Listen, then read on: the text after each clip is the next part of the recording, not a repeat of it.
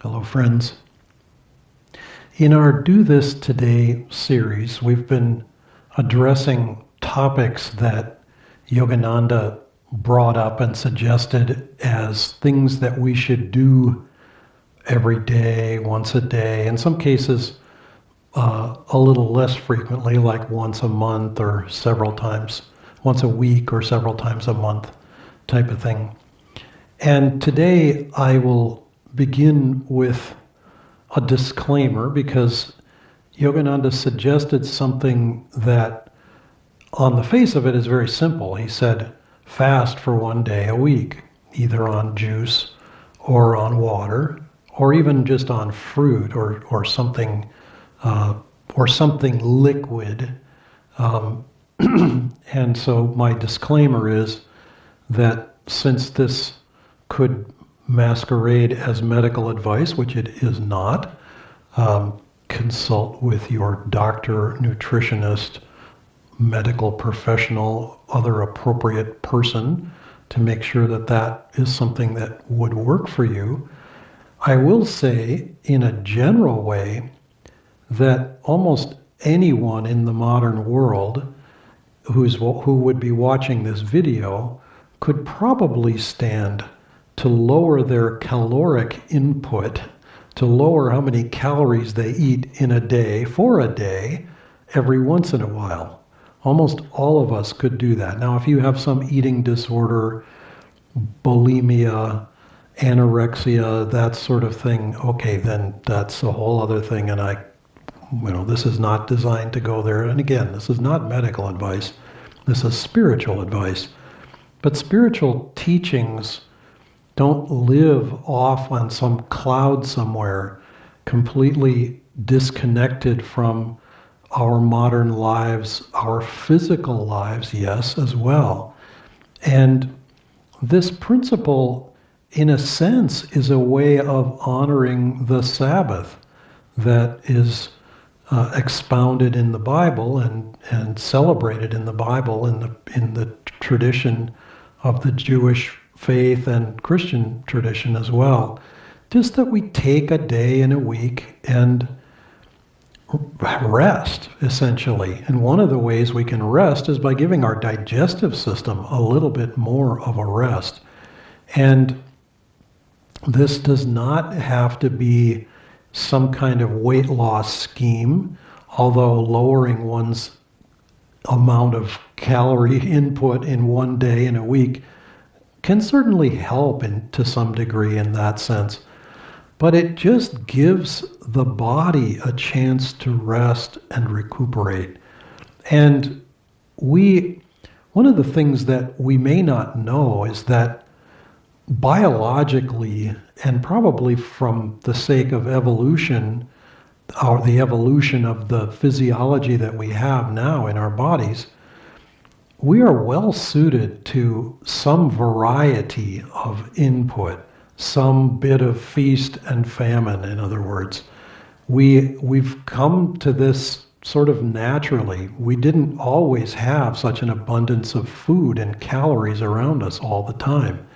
And having it, we tend to take advantage of it because the body sort of says, yes, feed me.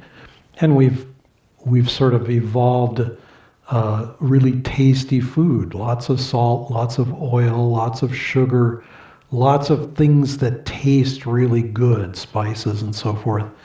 But primarily those three, the salt, the oil, or fat, and the sugar, sort of feed this instinct of, I need more, I want more, it tastes good, let me stock up while the getting is good. There's a little bit of that programmed into our mentality. And it's good to just counter that once in a while.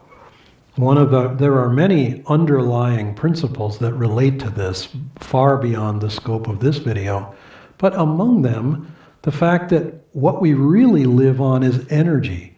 Yes, we get energy from the food that we eat, but Yogananda pointed out we also get it from the sunshine, from fresh air, from the world and the universe around us. We draw it through our will. And so learning to disconnect our dependence on eating all the time, a little bit once in a while is a really, really helpful thing to do.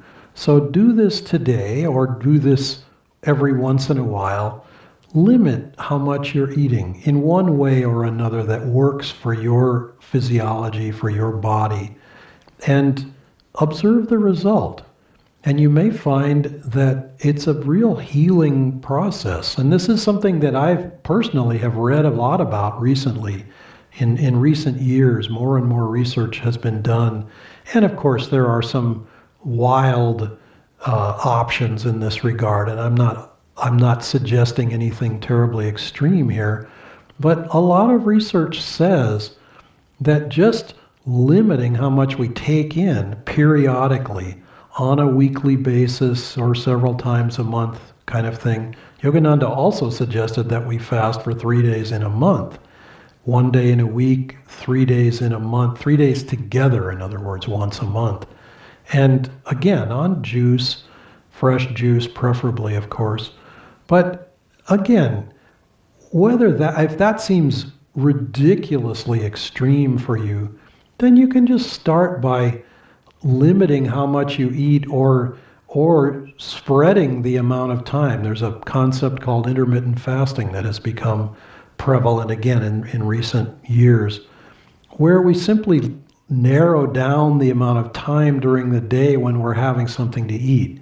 So instead of starting breakfast early and having dinner late and sort of sprinkling food along the way, all in between, we just narrow it down so that it all comes in 6 or 8 hours, and then the rest of the time is an open fast time in between without much calorie input. Again, if that works for your body, it can be a very helpful thing. But primarily what I'm suggesting is to become more conscious and to try to give your body rest periodically. This is something Yogananda suggested, and medical science backs it up. So check with your doctor or nutritionist, etc., and see if that can work for you. It has been very helpful for many, many, many people. God bless you. Namaste.